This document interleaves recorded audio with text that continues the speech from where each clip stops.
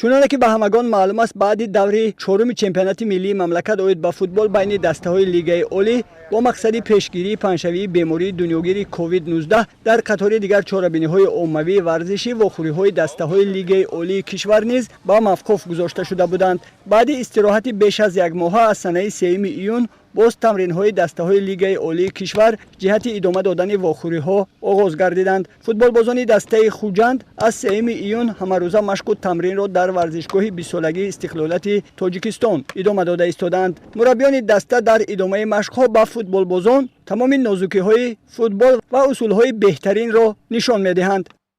мо хурсанд ҳастем ки баъд аз танаффуси муваққатӣ ки чемпионати Тоҷикистони мо оғоз меёвад ва албатта ҳам бозингаро ҳам роҳбарияти даста ҳам мухлисо хурсанданд ки боз футбол бармегардад ва тамринҳои омодагии худро барои ҳамин давом дорем ва боварӣ дорем ки бозии хуб нишон метиҳем ва мухлисои худро хурсанд мекунем.